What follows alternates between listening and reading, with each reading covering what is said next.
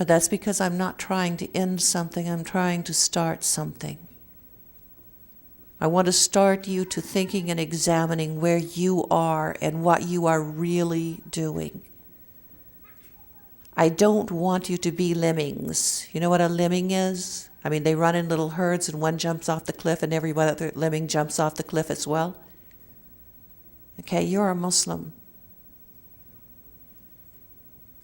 If you're a Muslim, then you are to seek the knowledge, you are to seek the understanding, and you must apply that to every aspect of your existence. Not following blindly the way other people say or the way other people have done. You are responsible. You are personally accountable before the Creator of the universe. No one can defend you. Indeed, no one will want to defend you on the day of judgment.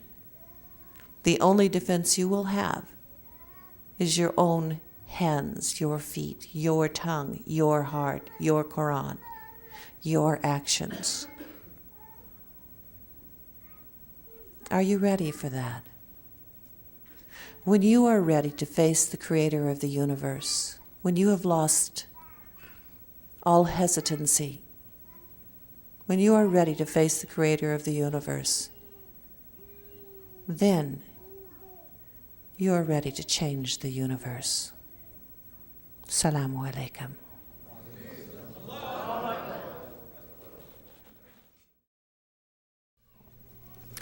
Dr. Jeffrey Lang is a professor of mathematics at the University of Kansas, and he has written 2 books on Islam in America, Struggling to Surrender, and Even Angels Ask. And he's currently writing a 3rd one. So good luck, inshallah. He embraced Islam in 1982, a year after receiving his PhD from Purdue University. He's married and has 3 daughters, ages 12, 14, and 15. And that's pretty much all I know about him. So. All right, tonight, inshallah, we'll be talking about, and those are his words, and he'll do the explaining, inshallah, the exile of American-born Muslims. That's it. All right. Assalamu alaikum.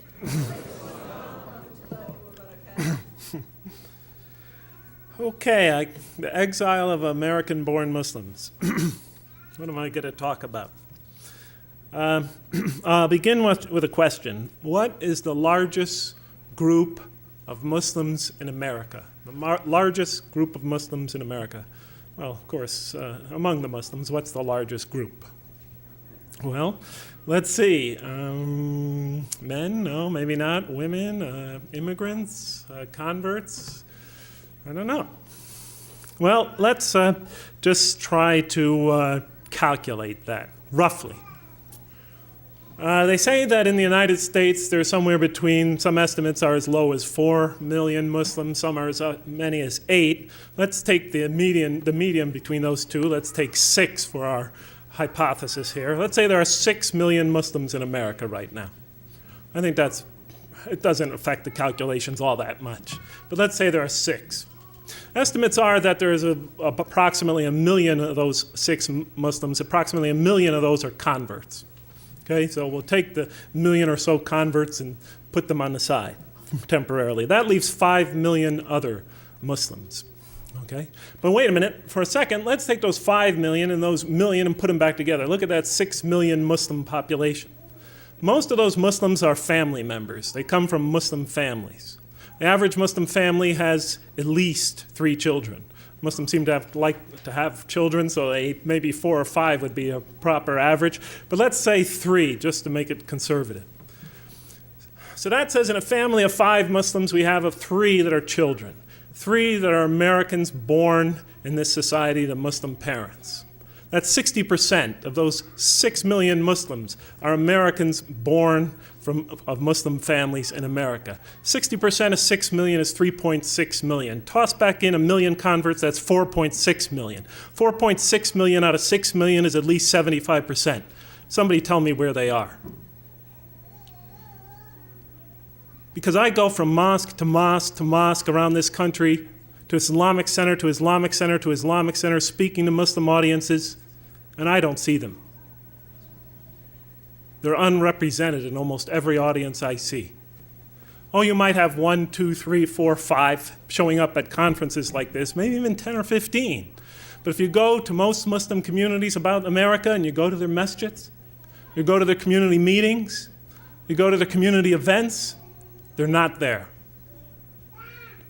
In Lawrence, Kansas, we're said to have somewhere now, the estimates are between 500 and 1,000 American-born Muslims living in that community and the surrounding communities.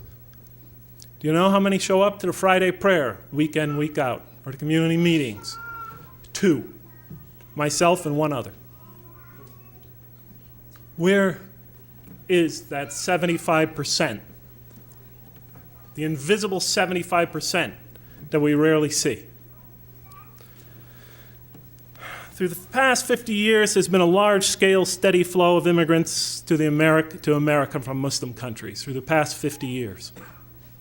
There were large-scale immigrations before that, but for the past 50 years, almost half a century, we've had a sustained, continuous influx of Muslims from throughout the world.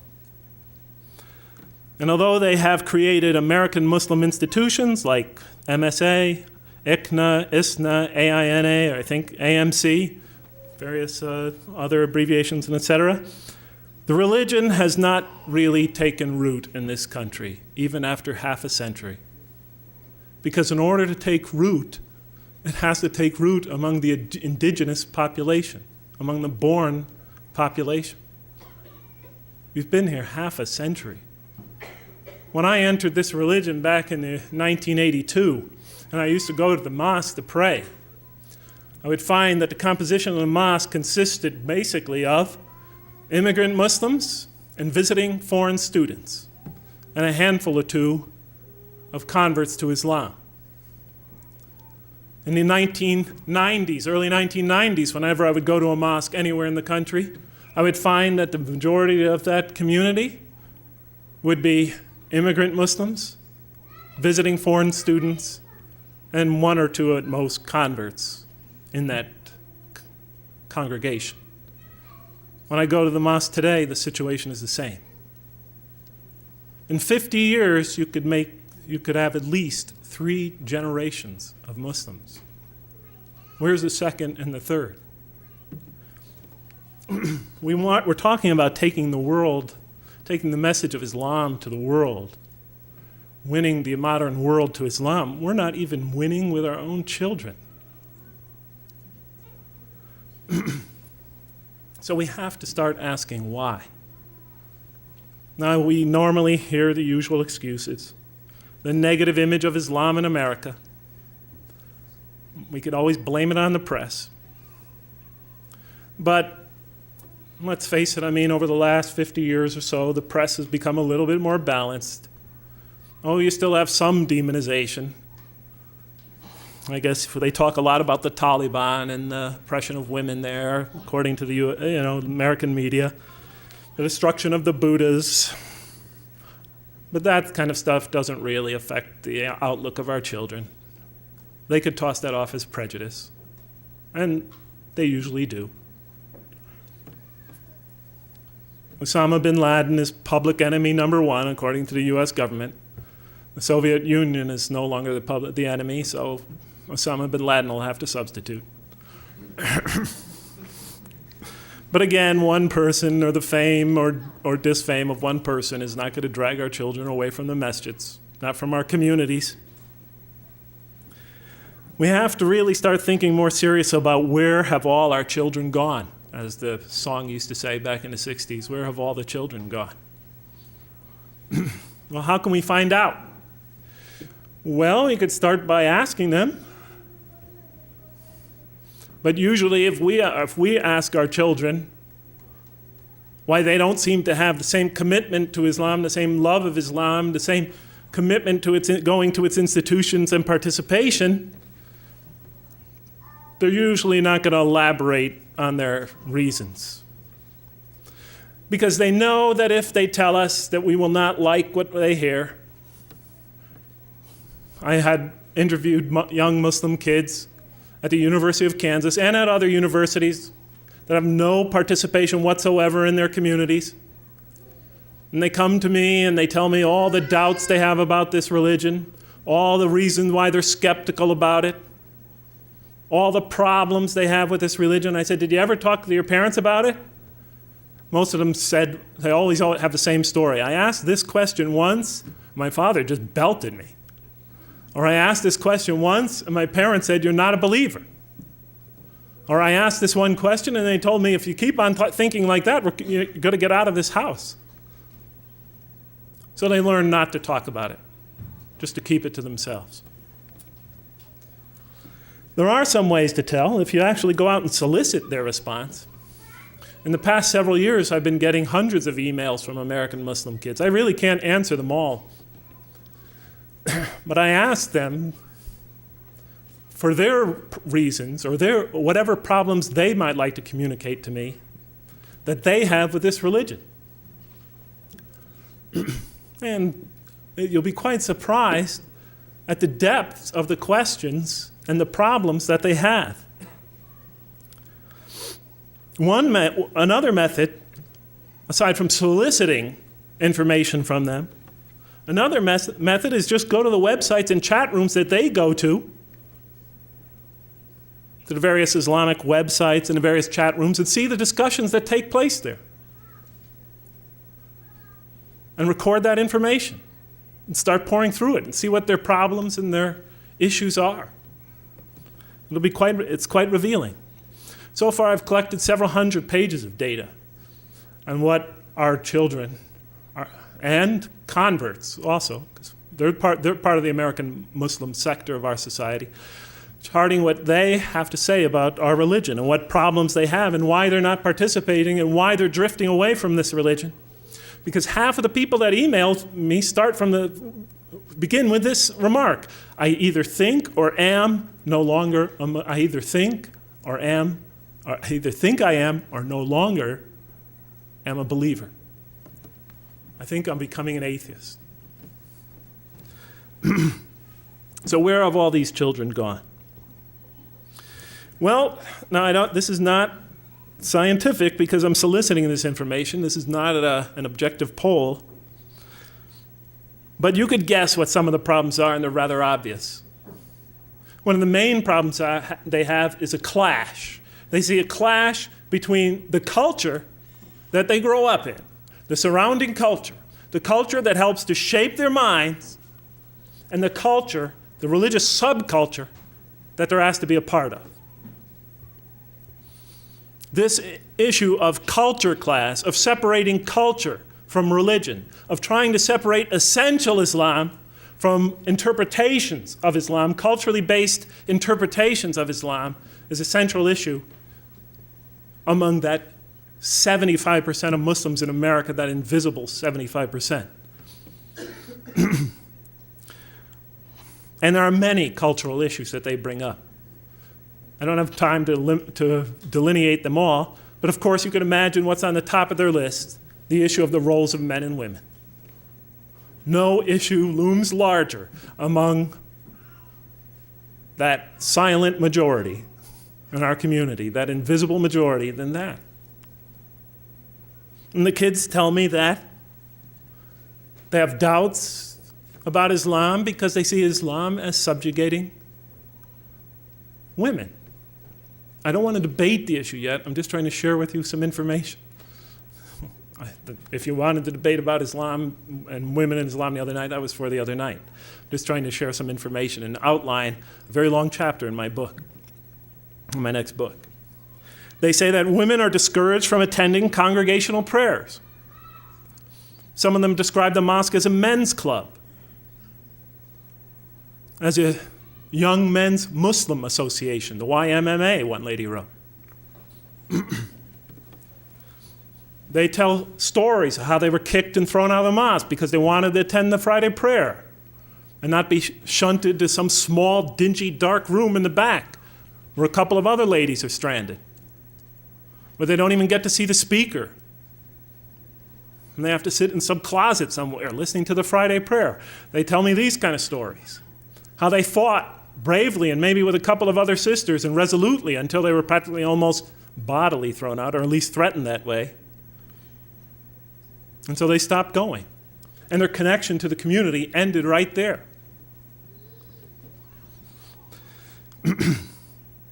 I remember when I was back in San Francisco, we had 4 young lady converts. They all converted around the same time. I have no idea why.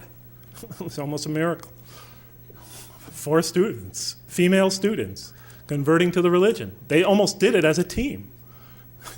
They needed to sort of support each other, to give each other courage, to give it a shot.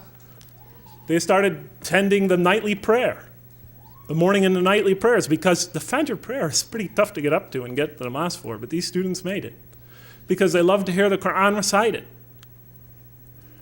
Well, several men in the masjid went berserk. What, ladies in the mosque?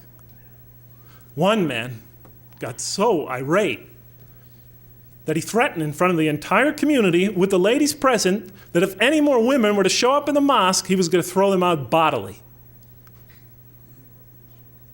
The ladies didn't want to be the center of controversy. They stopped coming to the mosque. 3 of those ladies aren't Muslims today.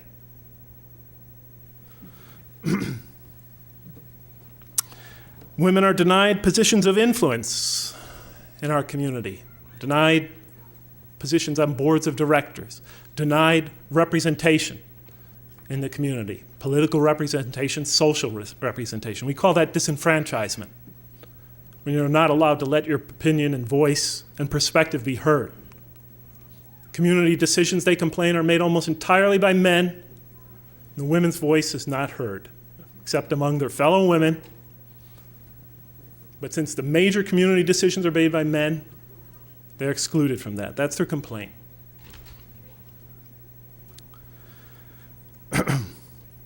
Women converts, so far, have been a small exception, a slight exception to what I talked about so far. Of that 75%, there's a considerable number of lady converts to Islam that participate in their communities against great odds. Or at least that's what they say. That's what they're reporting to me.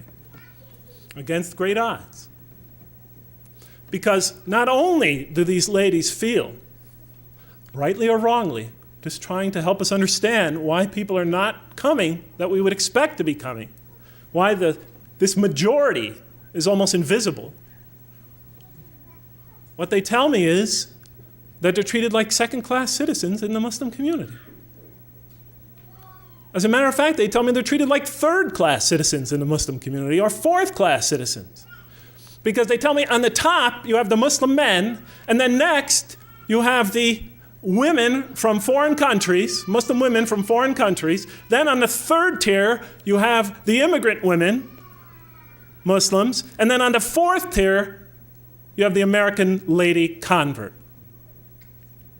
Now, whether that is rightly or wrongly perceived, the fact that that perception exists should be a concern to us.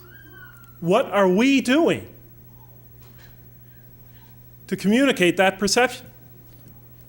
I'll tell you right now, a male convert doesn't feel the same, especially if he is white, blonde-haired, blue-eyed, Anglo-Saxon, male. He doesn't feel the same.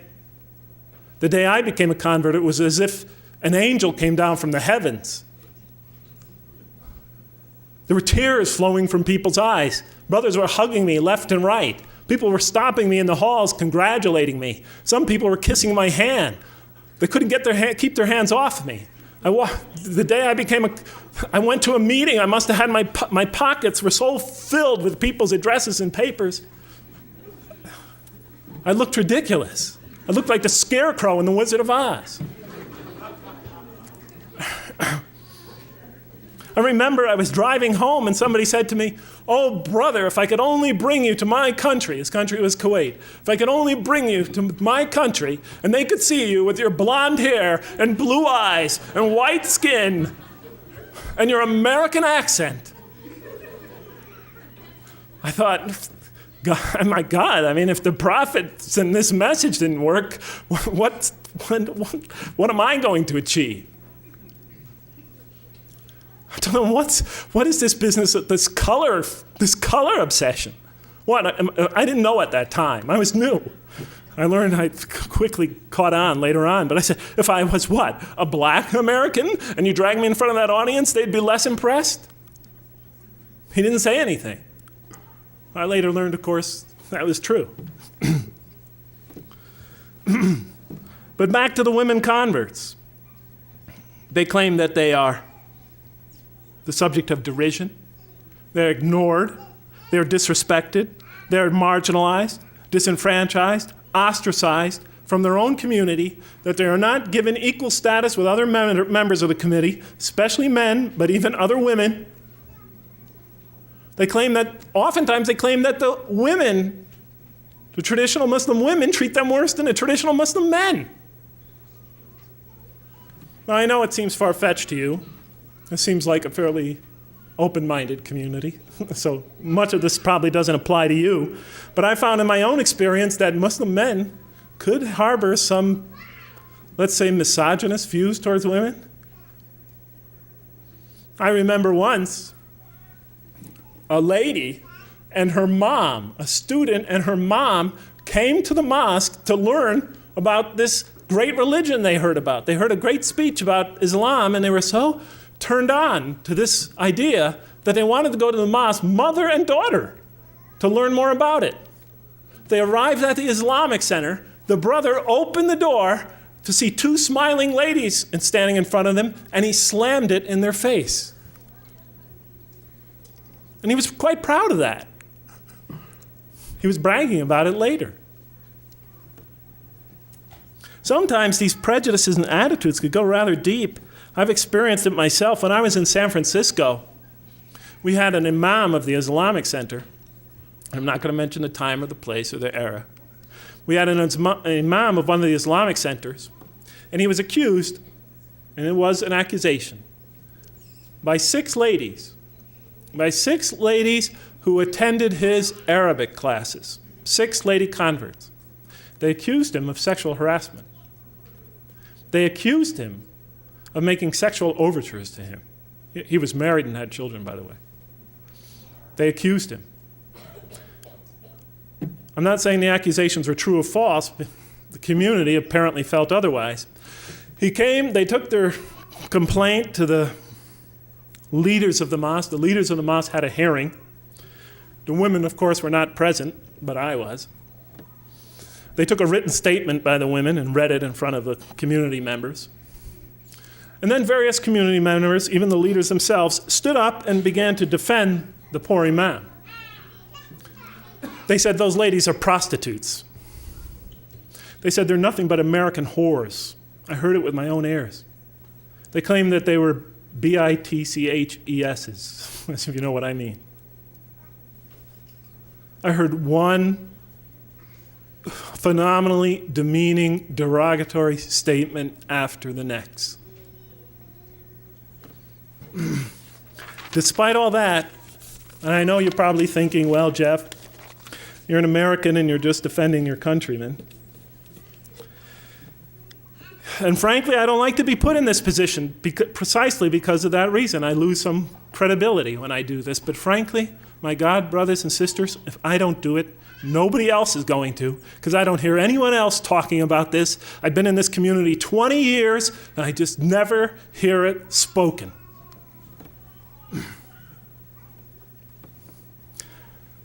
No wonder our children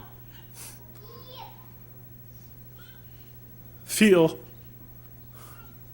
separated from their community.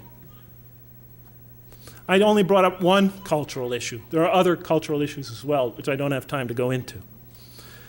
The children also complain, and the converts also complain, that there is an intellectual divide that they have to face, that they cannot seem to relate to the khutbahs, the speeches, the positions,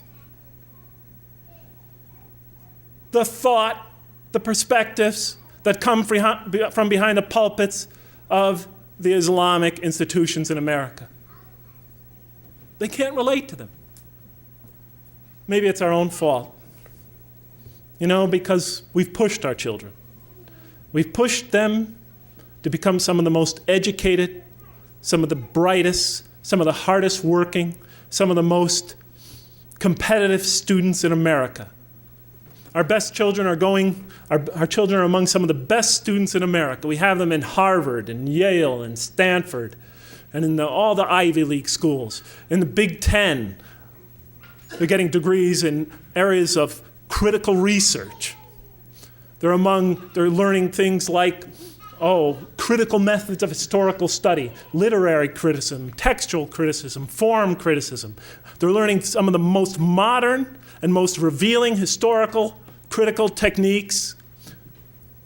Some of them are becoming scientists. They're becoming leaders of critical thought and innovative thought in America. That is their mindset. And they've done very well.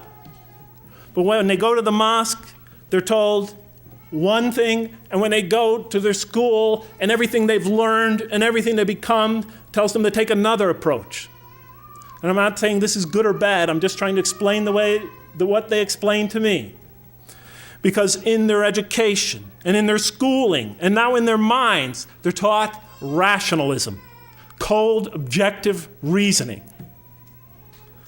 While in the community, the stress is on tradition, following traditional thought. Don't question the tradition. Don't raise difficult or controversial questions.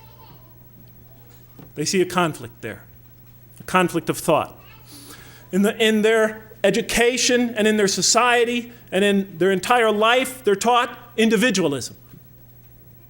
It has its good and bad sides, but they're taught individualism. We teach them conformance to community norms. Don't rock the boat. Don't make a fitna. Don't create havoc in the community. Don't ask too many questions.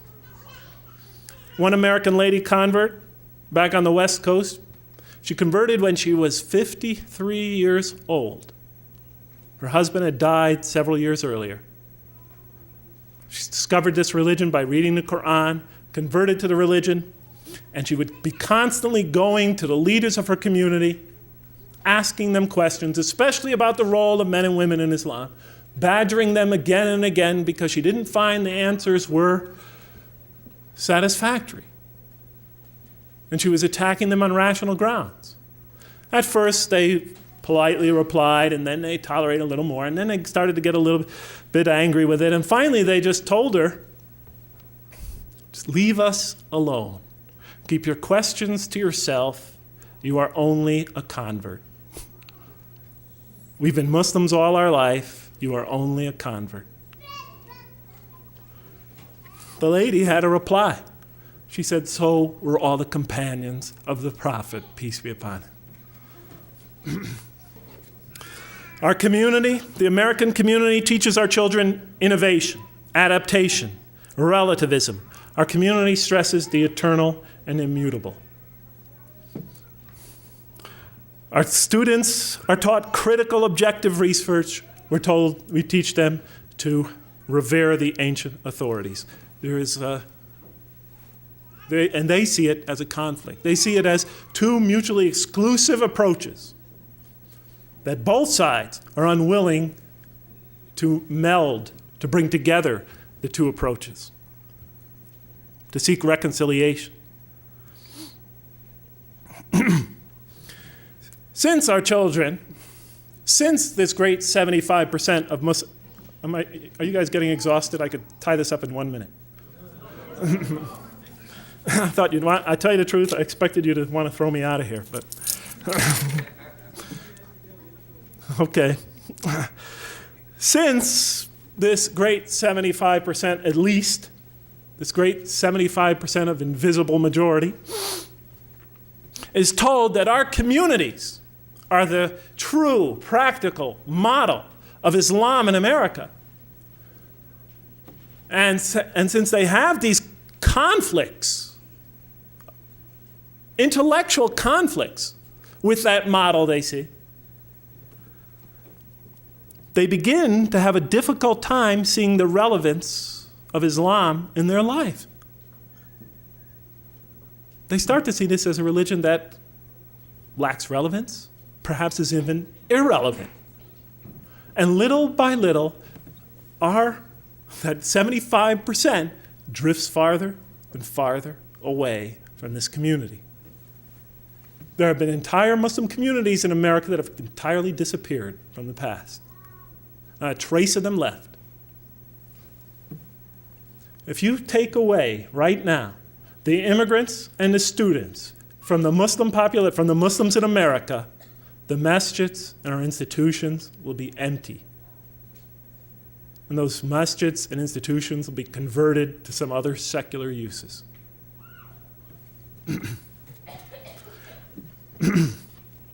The children mentioned, I call them children, some of them in their 20s, 30s, even 40s. Some of them are professors at schools, doctors, lawyers.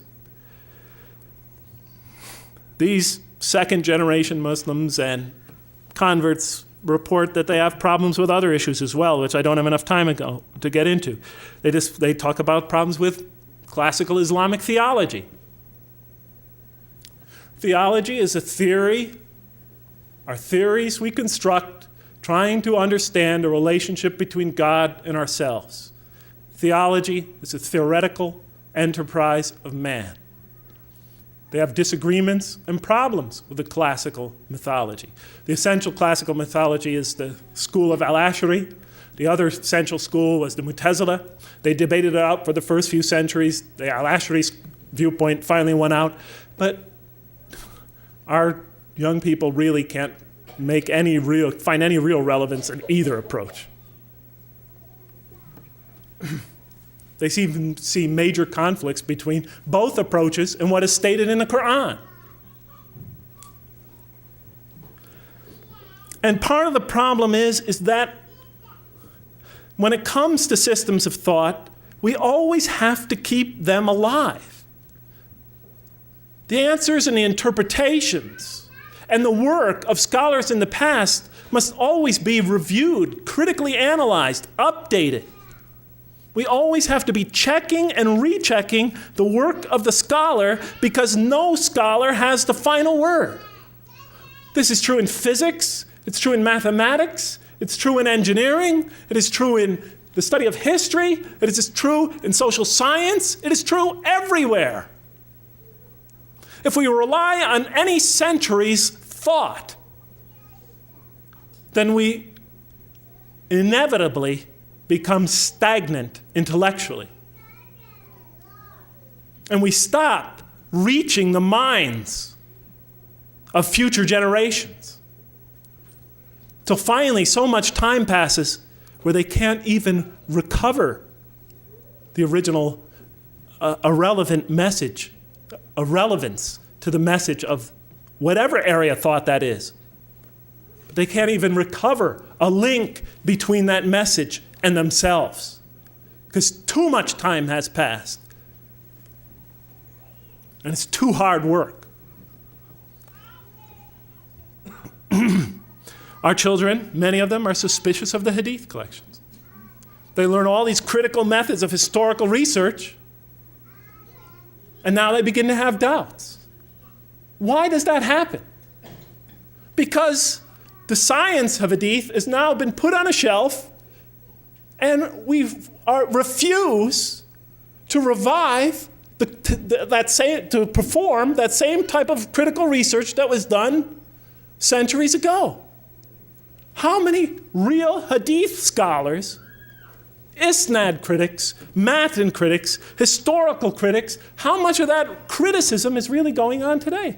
Even if that criticism only brings us back to the same point we were before, that is good. But it's kept alive. It's kept alive. The great Indian thinker Iqbal wrote a book about the revivification of the Islamic sciences. He said this is extremely important. We must always investigate and reinvestigate and research the work of the past. Either perfect it or confirm it. Or confirm it. But if you just put it up on a shelf and let the science die and just rely on it, the work of the people of the past, then we become disconnected with it. And we have the problem we have today, where there are children no longer have confidence in one of the most important areas of our community building. They're complaining about it. There's a huge distrust among them. Almost every kid that emails me brings up this subject sooner or later. What are we doing to answer them? And I don't just mean answer them. I mean answer them according to their level of thinking, according to their experience, according to their level of thought, according to the techniques of critical investigation that they're learning in American universities. What are we doing to reach them?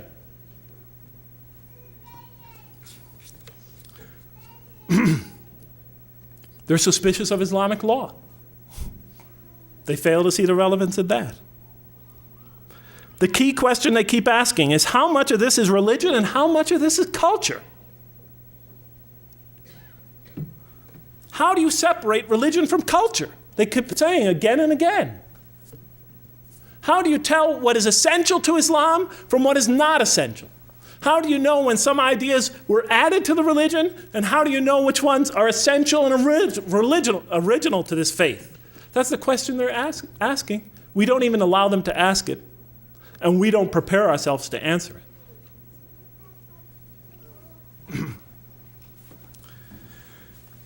it. We need to create an intellectual space in this community where these issues can be discussed, researched, studied, confirmed, or revised. We need to start thinking again. We need to start researching again. We need to start critically investigating again. Or else, we're going to lose a generation. Because we will be unable to communicate to them according to their level of thinking. And that's why we have to allow these kids to come into this community. And when they come into this community, we have to allow them to voice their concerns, to voice their questions, to make their position known. And then we have to patiently and painstakingly and intelligently and rationally respond to them. Because as long as we fail to do that, we give them a one-way ticket outside of our community. The type of scholarship we need to revive all the great Islamic sciences. We definitely need to revive that. Especially here in America, where we are on the front lines of the confrontation. I hate to call it confrontation, but on the front lines of this confrontation between Islamic thought and Western thought. I don't see it as it has to be a confrontation, but right now it is that way. And I think one thing we have to do is get out of the bunkers. But in any case, what can we do right now? I'll take about 8 minutes of your time and try to summarize that. Like I said, one, create in our communities the intellectual space to be able to start discussing things. Discussing problems, discussing issues, discussing questions. Because right now, in our communities, we run them like one of those oppressive oligarchies that most of our communities immigrate from when they come to the United States. You know what an oligarchy is? Where you have a small group of people ruling the entire country, controlling all the thought coming in and going out, and not allowing any dissenting opinions. It seems I've been at the University of Kansas 20 years, and every time a new administration comes to power, it's always some kind of coup. And then after they come to power, anybody who disagrees with them, you no longer hear them giving a Friday prayer speech. They're not allowed to disseminate any information in the mosque. And that group controls all thought, all expression in the mosque, until another group could somehow or other manipulate the situation and get their coup. And then the whole situation keeps starting over and over again. We have to have freedom of speech and expression in our community, or at least create the space for it. And that's why I like addressing Muslim student associations. especially the American-born students there. If you can't find space to have your ideas discussed and expressed, make space. Form another association. Call it the Second Generation Movement. Call it the Second Generation Muslim Association. Call it the American Converts Association. Call it whatever you want, but create that space where you could research, learn, discuss, and live to the best of your ability this religion. Intellectually and fully. But you got to create that intellectual space. A lot of scholarship needs to be done. I don't think I've discussed that well enough here today or made my position clear. But a lot of scholarship needs to be done in our community. And we also need to have our community become much more open, where free expression exists, and where we're tolerant of differences of opinion. But frankly, my brothers and sisters, I think that's going to be going to take too long, and it's going to come too late. Unless we suddenly radically change our whole approach to what we're trying to accomplish in America.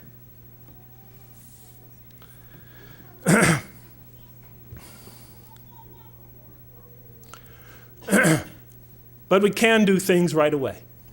We can do some things. And I'm going to make 3 last suggestions, and then I'm going to say goodbye. And I hope I didn't upset anybody too much today. But, I really don't like giving these type of speeches. I'd rather give a cheerleading speech like I'm often asked to give. Or I'd rather, talk about theology, which is my favorite thing. But I feel an obligation. When I was asked to talk about this speech, I felt obligated. So here I am. There's 3 things we could do. Even though most of us are not scholars, most of us haven't done the type of critical investigative research I thought. Most of us are engineers, mathematicians, or et cetera. We're not social scientists. We're not critical historians. We don't have PhDs in history and the social sciences. Even so, we could still do some things. We could start to approach that issue of separating religion and culture by just being, as Amina said, introspective, by asking ourselves the question, what if? Are we doing something wrong? What things might we be doing wrong? And we could start to the best, with the knowledge we possess, we could already start making progress. We could start saying what things in this religion are more tradition and what things are essential. Because in this context, we have to make that separation. Because we are trying to take this religion to these Americans, the 2nd and 3rd generation and converts and non-Muslims. And when we do that, we don't want to burden them with a lot of extra things. We want to only take them to the essentials, because if you add something that is not essential, you're going to draw them away from the religion. You're going to obscure the truth.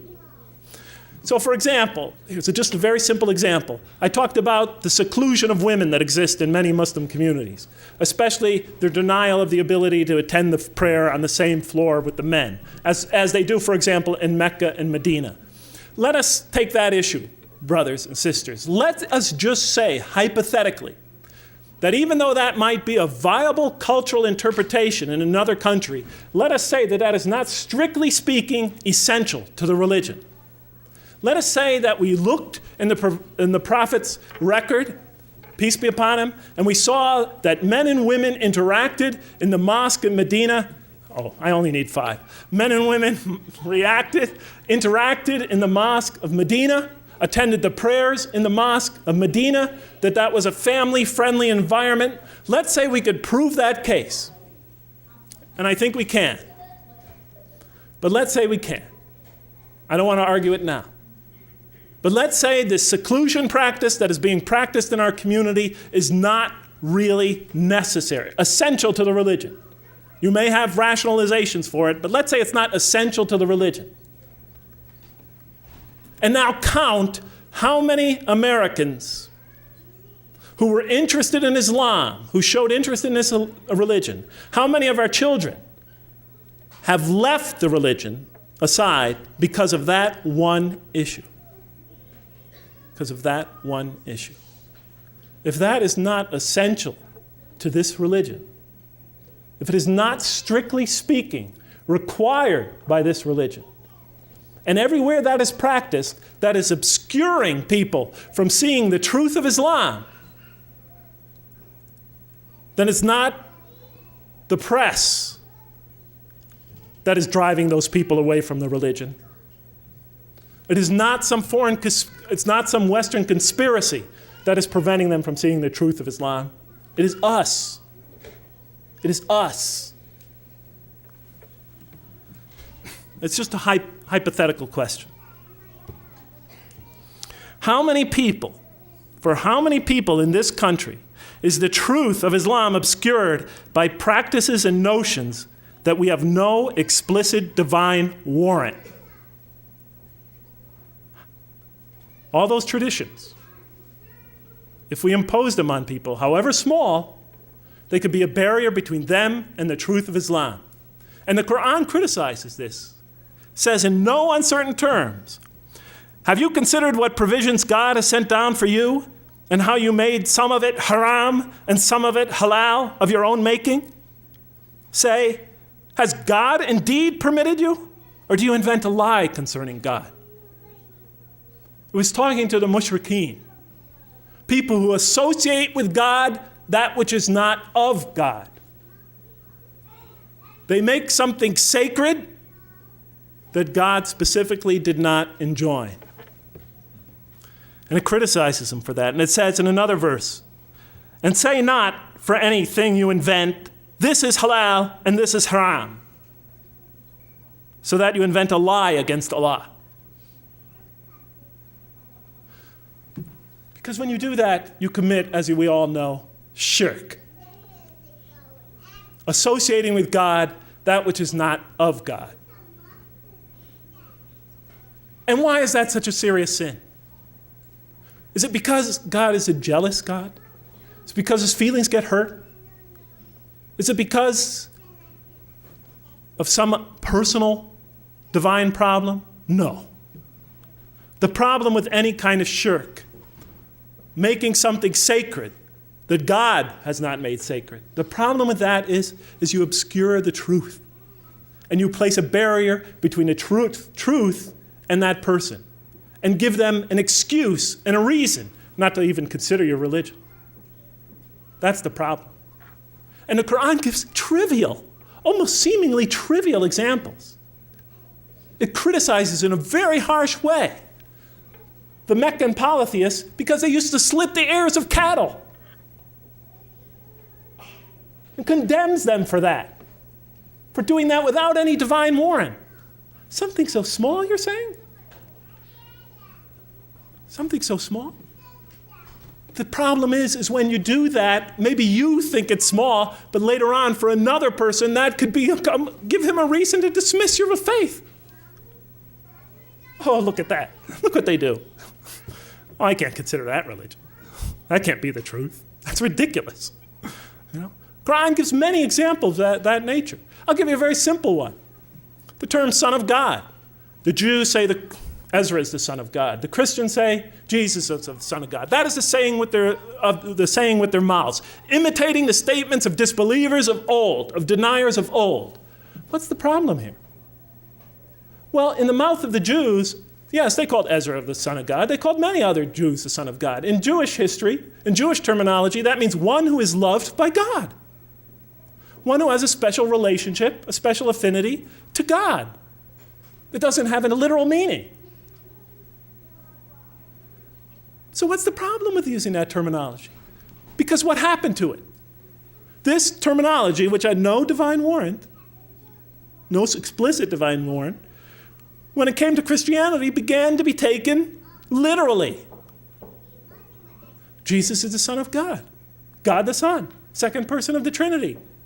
Do you know there are millions, tens of millions of people in the West that are now atheists and agnostics exactly because of that? They think the statement doesn't make sense. So by just introducing a terminology like that without any divine warrant has created a huge barrier between people and realizing the relationship with God. So what else can we do? This is the last thing I want to suggest. Yes, we should be more open, create a more open, tolerant environment, invite these kids back into our communities, and be open and tolerant, and let them have their, let them air their opinions. And when I talk about kids, I'm not just talking about kids, I mean converts as well. Create a more open environment for research and discussion. Yes, we need to do that. Second, we must make every effort to separate what is essential from Islam from what is not essential to Islam. And we have to really develop some good, vigorous, critical Muslim scholarship in this country. Because right now, really, brothers and sisters, I mean, let's be honest, we just really don't have any real good critical scholars in this country. I mean, come on. Most of our hadith scholars are former engineers. Most of us going around the country lecturing have degrees in something. We haven't learned real research techniques in any of these areas. Let's just be honest.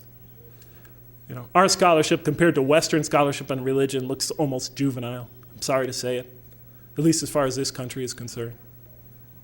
And I count myself as much at fault as any of us. But the third thing we could do is follow the model that God gave us in the Quran and in the Prophet's life example. What model am I speaking of? Before you know where you're going, you have to know where you're coming from. You have to know where you are right now. If I want to get from here to Lawrence, Kansas, I better find my place on the map. Well, where are we right now as a community? If I look at the two phases of the Prophet's mission, peace be upon him, the Mecca phase and the Medina phase, which phase would you think this community is closer to right now? The Mecca phase, obviously. I mean, I don't even have to make the argument to you. We're surrounded by a huge culture that hasn't received our message, hasn't even considered our message. And we've faced some discrimination. We're a tiny minority. We're taking a new message. We're facing a tremendous jahiliyyah, to use the Arabic term. That's our situation. We're closer to the Mecca phase. In the Mecca phase, if we're in the Mecca phase, then we should be following more or less and trying to bring people back into this religion, the Meccan model, following the Mecca plan. And now if we look to the Quran, we'll find that 3%, you just take all the verses in the Quran that are of a legal nature, and then count all the verses of the Quran, take the quotient, and you'll find out that about 3% of them are commands and prohibitions, divine commands and prohibitions. 97% of the Quran teaches ethics, the relationship between God and man, the purpose of life, morality, other truths as well. The history of nations in the past teaches us how to be self-critical, how to use reason and faith, the extreme importance of using reason and faith, teaches many, many major themes. You know what I was taught when I became a convert? Rules, rules, rules. If I hadn't studied this religion myself and entered this religion and all I received were rules, rules, rules, I would have left it the next day. Thank God I read the Quran first. If we're going to draw these indigenous people, our own children, that second, third, and fourth generation, those converts and non-Muslims into this religion, let us begin by following the model established by God himself through his prophet Muhammad, peace be upon him.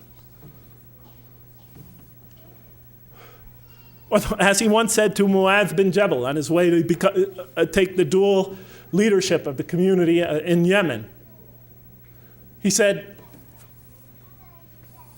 as you all well know, he said, first teach them that there is no God but God, and that Muhammad is his messenger. And when they have fully understood that, then teach them how to pray. And when they become consistent in that, and they've developed in that fully, then teach them about fasting during Ramadan. And then once they've accomplished that, then teach them what? About paying zakat and making the hajj. And so forth and so on. He said, make things easy for people and do not make them difficult, and inform them of the glad tidings and do not repulse them. I mean, you've all heard it before. You've all heard it before. Do we practice that here? We're trying to win these kids back over to this religion. We're trying to bring a community, a people, into listening to this religion. And the first thing we do is get them in that door. We tell them, okay, you, cover your hair, you do this, get rid of the gold. Okay, don't do this, don't do that, don't do that. You know, I don't mind telling the people what are the Muslim behaviors or whatever. But that's become we are obsessed with only that. I've attended Friday prayers for 20 years now in this country. And every Friday it's the same thing. The speeches are either political, about Muslim politics, or they're about rules and regulations, or somebody's diatribe about, problems going on in the Muslim community. They never discuss the other 97% of the Quran. Virtually never. Or else there's just brief allusions to that. And be tolerant. When we bring people into our community, don't expect them to become Middle Easterners or Arabs or Pakistanis or Sri Lankans the next day or ever even. Give them time to grow into the religion. Give them the space to grow. Give them the room to grow. Give them the right to ask. Give them the right to question. Give them time to develop. The Quran gave them 13 years in Mecca and then slowly but surely brought them along after that. We always put the cart before the horse. Give them time. If our kids come to our community not so modestly dressed, it's better that they come than not come at all. We have to start, if they have this or that problem, if their behavior is not perfect from our particular perspective, it's better that they come and hear the message. It's better that they work out for themselves what it is to be a Muslim in America. Because that's the generation that's going to have to take this into the future. It's better for them to be among us than not to be among us. If the Prophet and his companions adopted our approach, there'd probably be no Muslims today. How about the time the man came and he urinated in the mosque in that famous hadith report? The companions were ready to kill the guy. The report says that they already had their hands on him. How do you know? Because the report says the Prophet said, let him go. Go get some water and pour it over it. You've been sent to make things easy for people, not to make them hard. Let's follow the Mecca plan. Let's just give it a try. Do I think, because I've said this to you today, you're going to go out and try it? No way, Jose.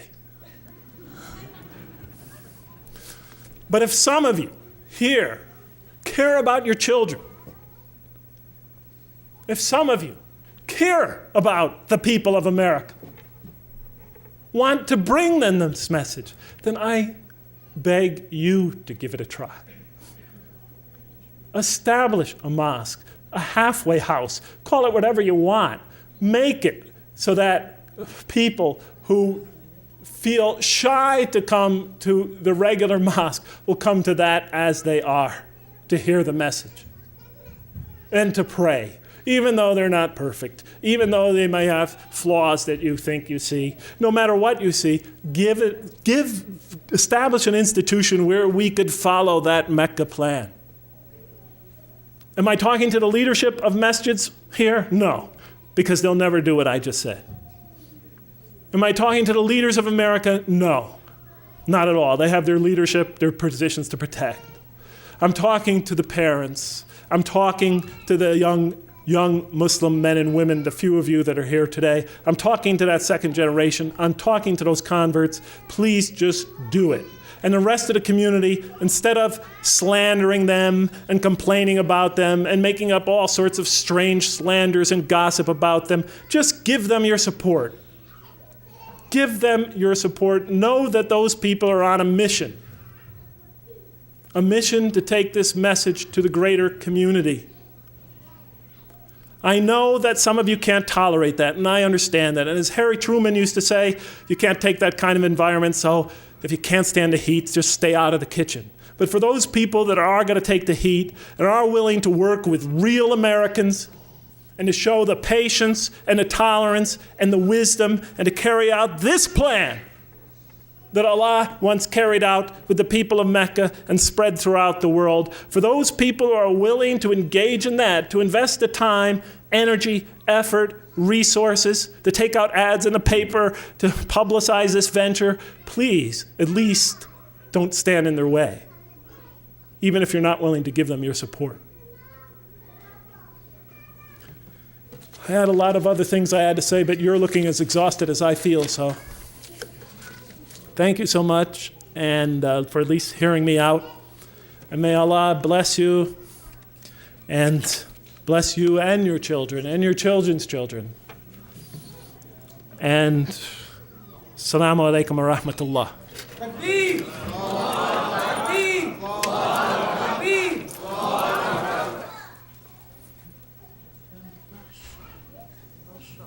Wow. All right. Jazakallah alfi khair. That was wonderful. Okay, we have 15 minutes, inshallah, for questions and answers. And I beg you, please, if you have a comment, wait to the end. Or come and deliver it directly after the 15 minutes, inshallah. Unless you have a question, and please make it short, come. All right? Otherwise, please, stay there, write it, and they can answer it for you, inshallah, after 10:30. All right? I'm going to say one thing, okay? Short questions, no statements. Short questions, no statements. If you're going to make a statement, I'm actually going to interrupt you because that's the only way we're going to get through this tonight. Yeah. Okay. Bismillahirrahmanirrahim. Assalamu alaikum. I have two questions. One question is for a blonde hair brother. I want you to know that I'm not American, but in some way you are not alone in your problems. Many times I came to masjid, I pray on the front of the other Muslims, and then after that they came ask me if I'm Muslim. So I came from the part of Europe where other people didn't know that they are, until 10 years ago, that they are Muslims. They are just like most of us here don't know that there are 40 million Muslims in China right now, and they are suffering also. But I see there is many negative things that you saw. I agree with you totally, but during your experience and your life as a Muslim, do you see any changes in a good way? I mean, I have experience in the masjids where I went. You are true totally. Your speech is true, and I agree with it. But in some way, from the male side in Islam, I see some positive things that they are getting to. And my question is, do you see same thing? I mean, it's not. Well, I would close that question. And the other question is for all three of you. If you are living in a community which there is a masjid or Islamic center or community center, and in some reasons they are elder people, more respectable people, but in some way they are shutting you down, or everybody who has a new idea, they kind of shut you down or they ignore you. You know what I'm talking about. We are all facing, especially our sisters in Islam. So, do you think? I mean, would you approve if, like, if you've been long time ignored in your community? Do you think that it's a good idea to separate from that community and form another new one? Thank you very much. Assalamu alaikum.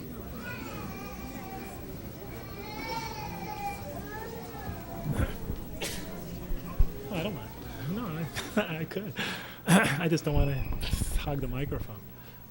Concerning the first question, of course I've seen some change among in the communities over the last 20 years. But from my perspective, it's coming along too slowly because our kids are growing up. I mean, if it takes another 10 years before we, make a little more change, then we'll probably lose another generation. So I mean, the clock is ticking. So, I'm really asking for a radical introspection on our part is really needed. As far as the other question, I'll let these two take it. I'm sure they'll agree with me. You noticed in my speech I didn't emphasize separating yourself from the community, but establishing other ventures, other institutions that don't compete with the community, but hopefully working with the community, but maybe, they will not give you your support. But, a mosque that could be modeled on the Mecca plan where you could draw people in. Hopefully it'll get the support of the community, but, that venture has to be carried out no matter what. But I don't see that as an alternative community. I just see it as a part of the community that's fulfilling an essential function of our mission here in America. Bismillah ar-Rahman ar-Rahim.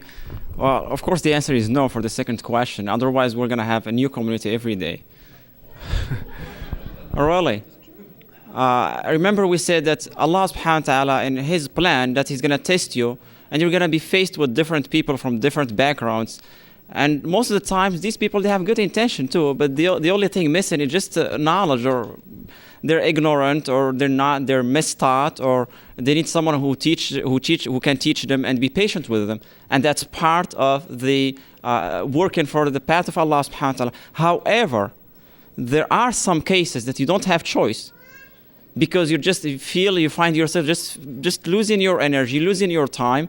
But those are really exceptions. You have to be very, very careful, and it's not anyone who can make those decisions.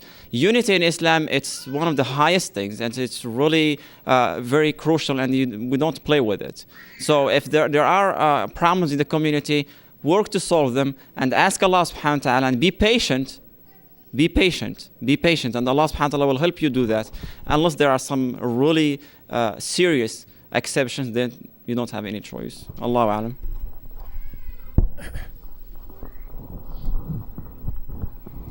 Ditto. No, you can't. We have to be careful about this bit of making divisions. And like Brother Jeffrey said, we can have other things that are happening within the community that will work as assets to our particular Islamic center or masjid, but don't start a new masjid. Try to develop the unity and just the work that you want to do this and build it in with your center, and in time, inshallah, it will become a part of it, but you never give up on your community.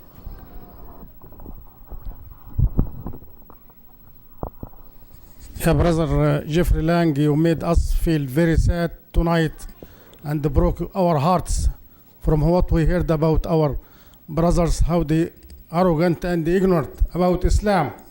And they forgot the only woman mentioned in the Quran by name is Maryam. And the Prophet Muhammad ﷺ mentioned many a hadith how to respect our woman. When he said, Ummak, thumma ummak, thumma ummak, thumma abuk. 3 mothers he mentioned the woman. And Islam will never spread in this country and in other parts of the globe if we ignore the woman. We have to raise the flag and hold it very firm, and say, respect women because they are our daughters, our wives, our sisters. This is the only way Islam will spread in this globe. Jazakallah khairan for what we mentioned today, and inshallah for my part, I will spread this word, inshallah, and I hope everyone here will do the same thing, inshallah. Jazakallah khairan, ya akhi. And you too. Okay, my question is addressed to Sister Amina. My question was addressed to Sister Amina. You gave us a lot of things to think about tonight. And my question was, let's say we check ourselves and we see that we are slightly malfeasant or extremely malfeasant in one of these categories. Could you give us some specific ideas on how to improve?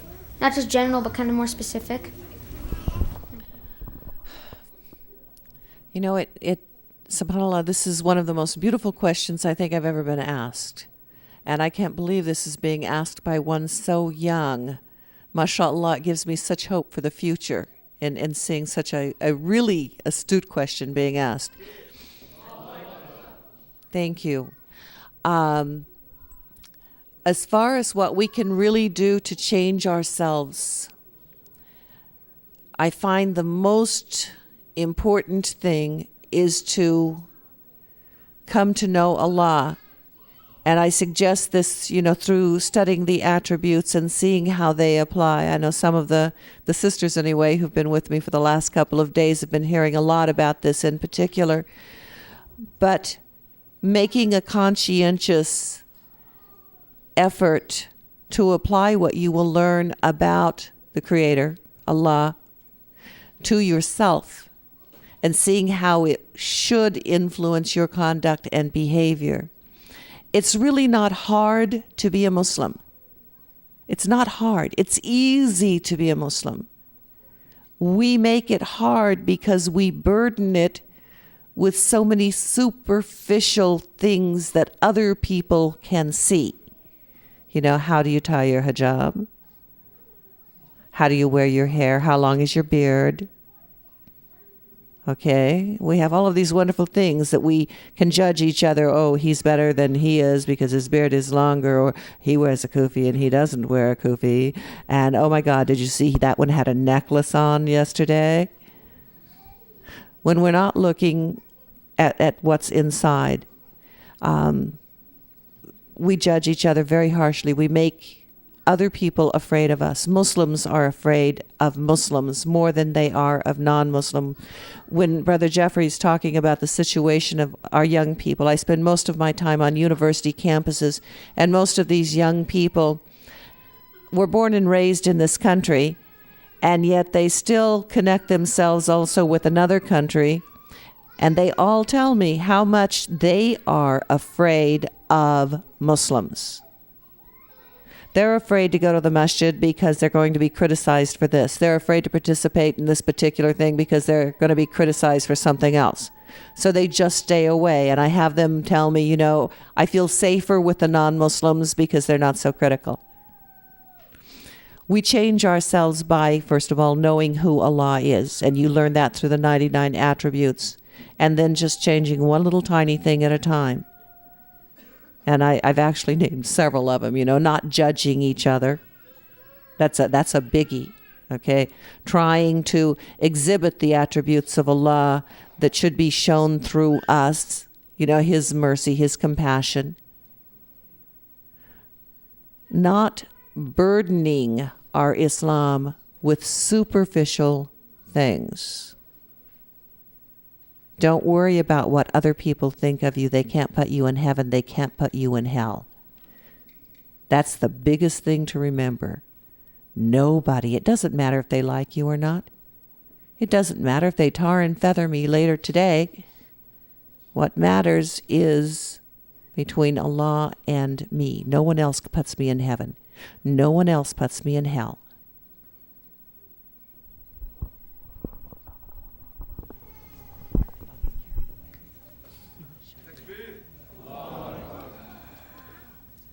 Assalamualaikum. I came late, and I wanted to tell you how much I enjoyed your lecture, Jeffrey Lang, Mr. Lang. I've been a convert for about 10 years, and it really moved me, and it really reminded me of my own experience. I've seen so many, even men leave, come, and I see their faces, and they come a few times, and then you don't see them anymore. And it seems like almost a problem I know this has been addressed numerous times of, you have the Arabs over here and the Pakistanis over here and this group over here. And there's no support group for new converts when they first come. I have lots of friends who are Mormons and other religions, and they do a much better job of keeping committees or whatever going to encourage these people to come. But we get in our social groups here and there and everywhere. And then we have this lethargy I don't mean to be lecturing, I'm getting to my question, but I don't know how to overcome that kind of lethargic. Me and several other Muslims, American Muslims and other Muslims, have tried to get things started for the kids to encourage them young to develop their pride. But it's the parents, you know, you get Boy Scouts started and the kids are excited and the parents don't bring them. They don't sign them up. They don't see the importance of it. The same thing with Girl Scouts or when we have movie nights or this night. The kids don't come. The people don't bring them. And we need to encourage these kids young to start developing a pride and start the kind of conversations that they need to have when they get older, to have that support group to talk to. And I don't know how to, that's my question. How do we overcome that kind of lethargic attitude that we face? Who's here for 2-3 years? You hope you're not here for 2 or 3 years. Yeah. I guess just keep trying, you know, keep trying, keep communicating that message. Don't give up. I've been saying it for 20 years. You know, I'm still trying. I don't have much hope that, you know, anybody will listen to me. But, you know, even if I die, you know, whenever, even if I die with those being the last words on my lips, at least I know I tried. You know, I'm not saying I'm always right. I'm not saying that, you know, I have all the answers. But I'm just doing the best that I can. But about your comment about even men converting to this religion and leaving soon after, that phenomenon happens much more often than with women. The past year, we've had 2 converts on the Lawrence, Kansas campus convert to the religion. They went to a couple of Friday prayers and they never showed up again. And it happens year in, year out. Male converts especially don't stay in the religion. Somehow, I don't know what it is. Women are just stronger. I mean, it's just true.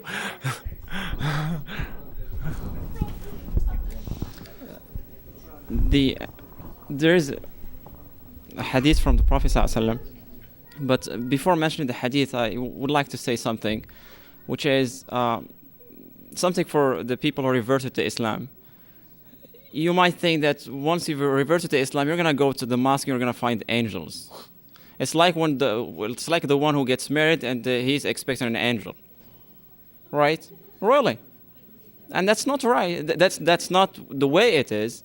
You're gonna go to the mosque or the Islamic center. You're gonna find people practicing Islam. You're gonna find maybe a lot of ignorance and misbehavior and mischaracter, and again, it's part of that test that you're going to face. And Allah Subhanahu wa Taala is gonna put you through that test to see, well, are you really getting to Islam from the door or from the window?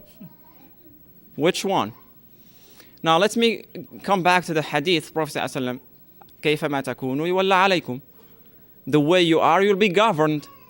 So, and when I was listening to one of the experts in whatever they call it, human science, social science research, and he said something really interesting. He said, when you choose the behavior, you choose the consequences. In other words, if you do not try to change it, then that's the way it's going to be, that's the way it's going to last. And that's why Prophet ﷺ said, كَيْفَمَا تَكُونُوا يُوَلَّى عَلَيْكُمْ. The way you are, the way you will be governed. In other words, if you do not change it, that's the way it's going to stay. And that's the garbage we have in back home, because people are not doing what's supposed to be done, so that we change that dictatorship. And people are just keeping quiet.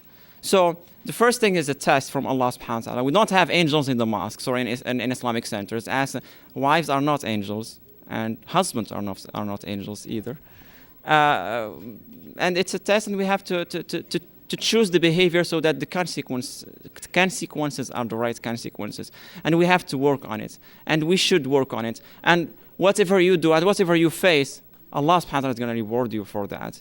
And whatever patience you have, Allah subhanahu wa ta'ala will reward you for that. It's good to tell these things to the non-Muslims and to the new revert Muslims, so that they don't get any misunderstanding what Islam is, what Muslims are, and what the practice and the real message, the difference between the two. One more question, please. Assalamu alaikum wa rahmatullah. My question, Dr. Jeffrey. In a way, the three speeches, in my opinion, complement each other. one of the main areas you mentioned in your speech is the lack of scholars here in this country. And in my opinion, that's number one. Lack of knowledge, is one of the main reasons of too many things we see here. So, as far as I know, there are 2 universities in this country which are teaching علوم القرآن وعلوم الحديث, both Quran and Hadith. And I just want everybody here to know that they can attend that either full-time or part-time basis.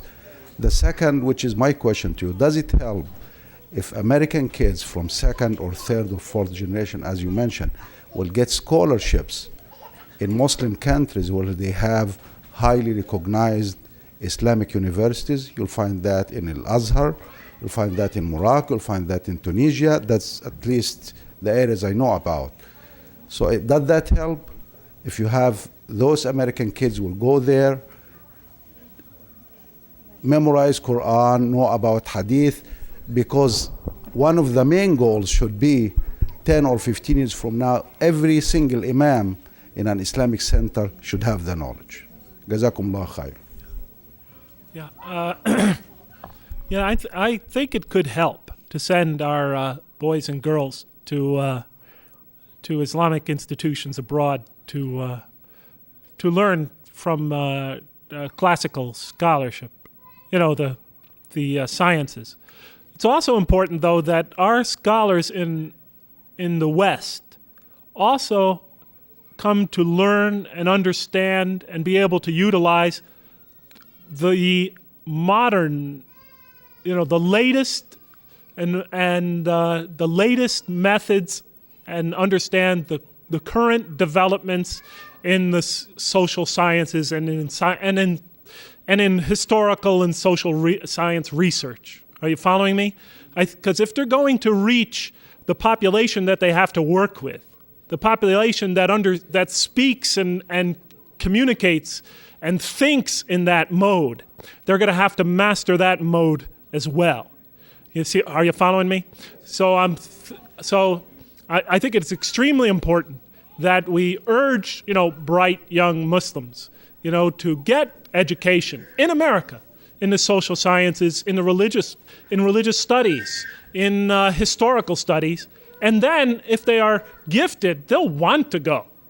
They'll actually want to go to the Muslim lands because we want them to direct and like you said, scholarships would be extremely beneficial.